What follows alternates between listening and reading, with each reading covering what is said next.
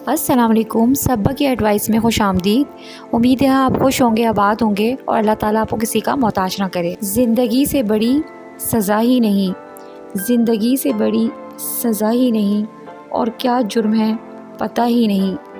कितने हिस्सों में बँट गया हूँ मैं, मेरे हिस्से में कुछ बचा ही नहीं। आज मैं जिस मौजू पे आपसे डिस्कस कर रही हूँ वो है हमारी शख्सियत। यानी कि हम अपनी लाइफ में इतने मसरूफ़, इतने बिज़ी, इतने खो जाते हैं कि हम अपनी शख्सियत को भूल जाते हैं। और अच्छी बेटी, अच्छी बहू, अच्छी बीवी और अच्छी माँ की दौड़ में हमारी शख्सियत पता नहीं कहाँ खो जाती है।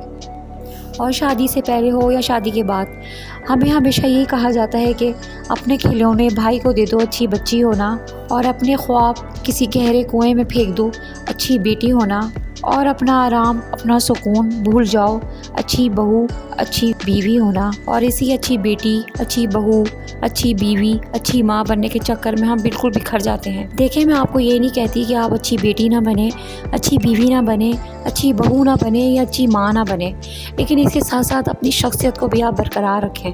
लेकिन इन सब बातों के साथ साथ आपको ये भी पता होना चाहिए कि आपकी अपनी शख्सियत क्या है, आप ख़ुद कौन हैं, आपने ख़ुद क्या किया है, आप ख़ुद क्या करेंगी, और आपकी अपनी पहचान क्या है। और जब आप ये जान जाएंगी कि आपकी भी अपनी शख्सियत है, तो आप ख़ुद अपनी केयर करने लगेंगी। सारी ज़िंदगी सबको खुश करने के चक्कर में जो हम अपने साथ नाइंसाफ़ी करते हैं, उसका कोई अज़ाला नहीं। और ये हम अपने साथ अच्छाई नहीं बल्कि हम अपने साथ जुल्म कर रहे होते हैं। और हम अपने आप को बिल्कुल लास्ट में रख कर जो अपने बहुत महान बनने की कोशिश कर रहे होते हैं, खुश तो फिर भी कोई नहीं होता।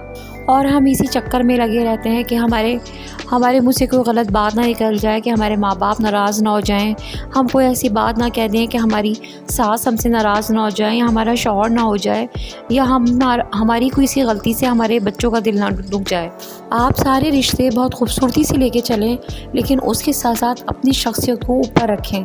और सारे रिश्तों को खूबसूरती से लेके चलने के साथ साथ क्यों ना एक बार, सिर्फ एक बार आप अपने लिए भी जीना सीखें, अपने लिए भी स्टैंड लेना सीखें, अपनी शख्सियत को उभारें। इसी तरह आप मुतमईन भी रहेंगी और आप खूबसूरती से अपने रिश्ते को लेके चल सकेंगी। देखिए, ज़िंदगी एक किताब जैसी है, हर दिन जो है ना वो एक नया पन्ना है। कभी आप खुश भी होंगी, कभी आप डिसहार्ट भी होंगी। क्या आप इन बातों की वजह से अपनी शख्सियत को बिखरने देंगी?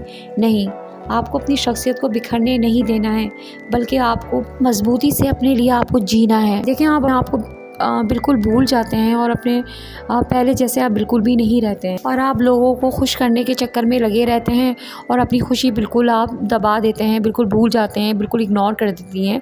लेकिन आप इन सब बातों को लेके चलें, लेकिन इसके साथ साथ अपनी शख्सियत को भी मैं बार बार आपको यही कह रही हूँ कि अपनी शख्सियत को भी आप ऊपर रखें।